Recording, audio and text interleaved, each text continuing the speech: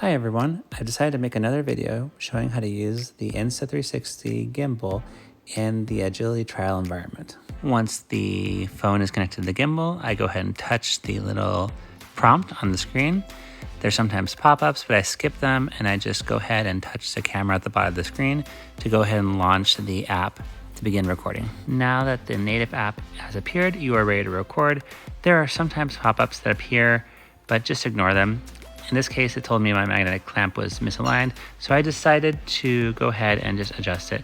But be careful about doing that. More on that later. At this point, I just confirmed that my gesture control is on with the single person tracking, so I can use it to record manually.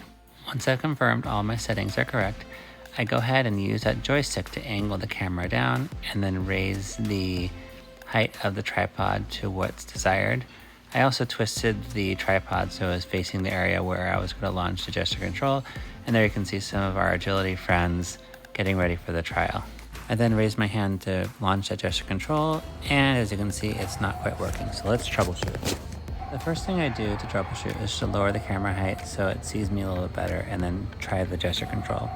I always try with both hands to make sure it's actually reading me. In this case, it didn't work, so let's try something else.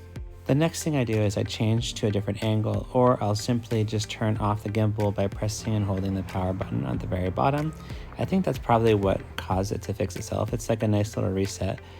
But once I did that, I was able to go ahead and try the gesture control again angling it down, getting in front of that gimbal, and then putting my hand up in the air to see if it would work. In this case, yes, I got those 3 flashes from the camera, and it was tracking me. I always move around to make sure that the camera is moving. And once I see it moving, it does a great job of tracking me. I've only had one time out of 20 where it lost me, but that time I was a little too ambitious about how far I placed the camera.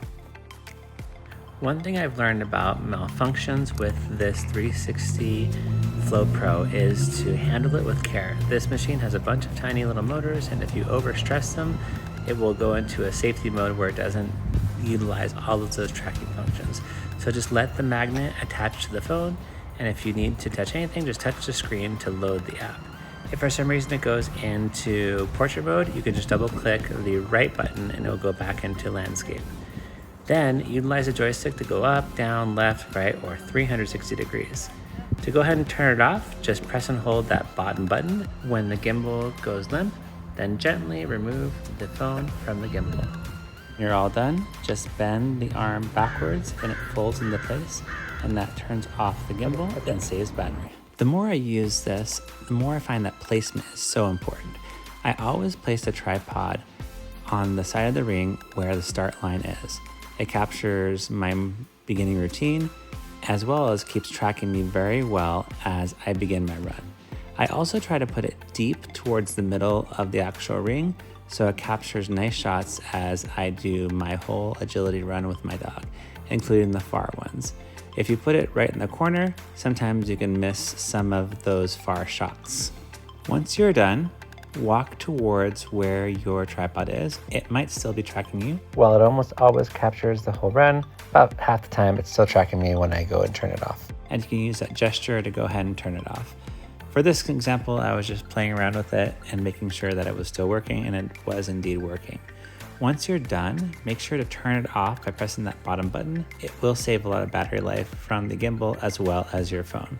I definitely want to emphasize that it's important to practice using this at home as well as in the practice field before you go ahead and try it in the trial settings, as there can be a little bit of extra stress and you don't have as much time to play around with it. Hope everyone makes some awesome videos.